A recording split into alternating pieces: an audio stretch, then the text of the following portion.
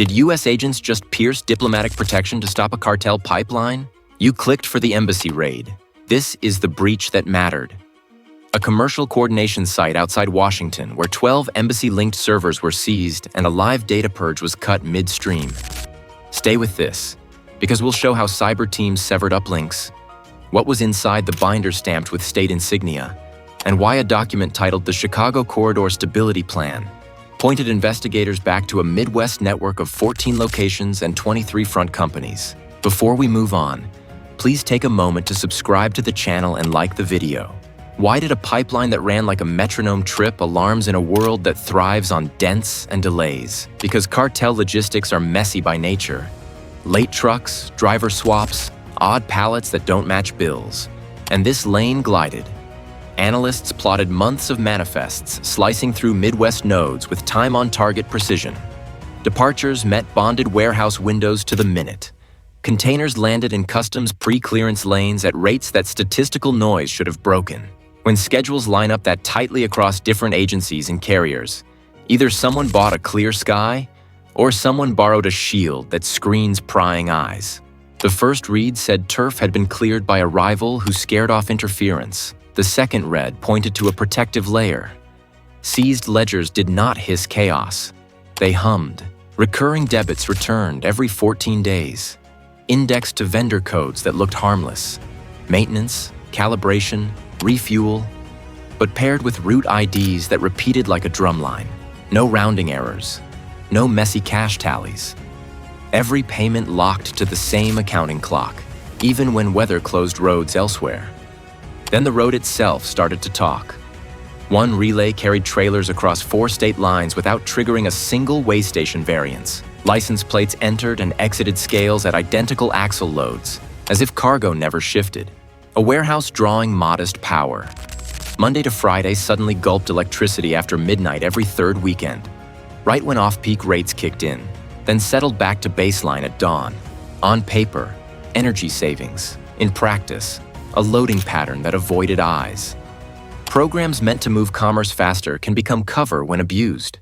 Customs and Border Protection runs trade facilitation lanes for vetted shippers, with fewer inspections and trusted status. Diplomatic consignments, under Vienna Convention principles, get special handling and cannot be opened without consent. Those frameworks help legitimate trade and missions operate. But when documents and consignments blend, commercial labels here, privileged routing there, screening thins out. Public CBP guidance notes that trusted traders get streamlined risk scoring. If someone piggybacks on that, anomalies fall below the threshold that would normally slow a shipment. Money mirrored the movement. Funds pushed from a small escrow in the Midwest to a Caribbean processor known for trade settlements, then hopped into accounts for Asia-based trading firms that issued invoices for consulting, sampling, or non-commodity quality checks. No steel, no corn, just services with values that float. Trade-based money laundering works that way. Value swims inside invoices instead of in duffel bags. FATF typologies describe the tactic. Understate real goods, overstate fake services, settle the difference offshore. DOJ cases have shown the same pattern. Funds masked by misinvoicing, cycling through freight forwarders and shell vendors before returning as clean profit. Financial trails and travel badges started to sync. Courier IDs, the kind used for building access, pinged geofences in the same hour that wires hit the Caribbean. The badges appeared near distribution yards, then near a single office complex outside Washington. That building didn't show on public embassy rolls. It wasn't an official annex or a consulate. It was a lease in a commercial park with mail drops, a reception desk, and short-term sublets that rotated names. That anomaly broke the puzzle. Pattern analysis stacked the shipping cadence, the clean way station rides, the off-peak power spikes, the two-step wires, and the badge pings. The office sat in the center like a switchboard.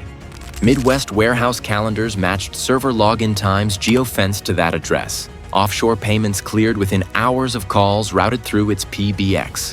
What had looked like coincidence became sequencing. With the node pinned, the takeaway crystallized.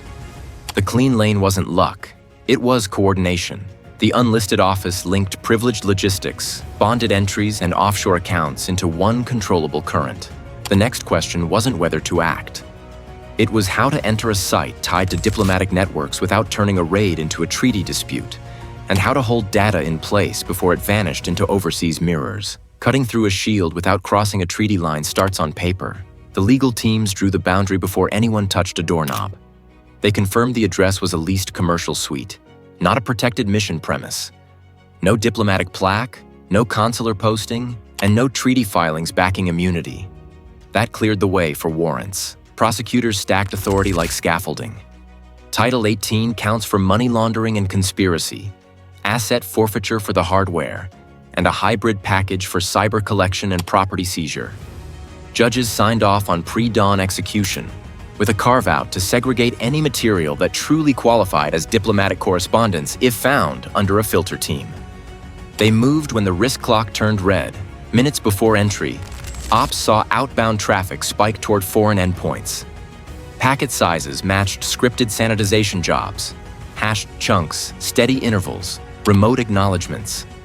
The purge had started. If it finished, ledger mirrors off-site would be the only copies, and those would hide behind foreign data laws. The team shifted from a standard knock to a rapid isolation drill. A utility crew already had eyes on a handhole feeding the building. At the green light, technicians cut the fiber, looped it into an inline tap, and killed the uplink path without killing local power. Inside, agents carried a small mountain of containment gear, portable Faraday sleeves for phones, quick clamp right blockers, and battery-backed kits that kept machines frozen in their current power state. Locking a drive mid-write sounds messy, but it preserves the scene. Volatile memory holds keys, live sessions, and fragments of processes that never touch the disk. NIST incident guidance stresses capturing RAM before shutdown because encryption keys vanish once power drops. DOJ digital evidence practice echoes that logic. Halt replication, preserve state, then clone. The cyber team imaged memory first, then stabilized the storage arrays without flushing buffers. That stopped the purge and trapped the scripts in suspended threads, with timestamps and command paths intact. The server room told the rest of the story. 12 racks, neat and quiet, labeled with vendor codes that sounded like office software and HVAC support. Under the hood, the boxes held mirrored ledgers, shipment calendars, courier rosters, and voice-over IP logs. Folder trees mapped to 14 Midwest sites by site codes instead of names. Calendar blocks lined up to bonded warehouse windows. Message queues matched dispatch slots, listing truck numbers and container seals with minute-level detail. Nothing flashy, just enough precision to run a lane that never wobbled. Analysts pivoted from contents to connections. Link analysis stitched company registrations to freight forwarders and bare-bones shell firms. The metadata did the heavy lift. Courier badge IDs and access logs matched timestamps on bonded entries. Warehouse manifests lined up with invoice numbers on non-commodity services from offshore vendors. Phone records from the office PBX routed through the same hours that wires cleared in the Caribbean node. Each thread alone looked routine.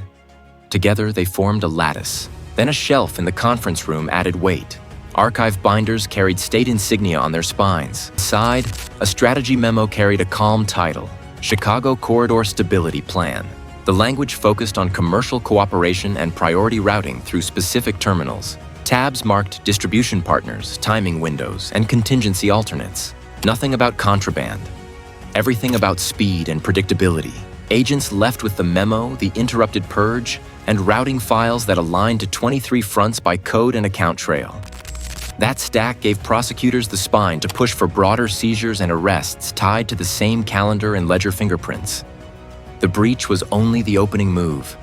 The papers and servers were the leverage. Now the fight shifts from cables and cages to what those pages say about national networks, who endorse the priority paths, and how far the same playbook runs beyond a single corridor. Operation Emerald Gate worked because the team left with a map, not a headline. Servers held synchronized calendars and voice logs.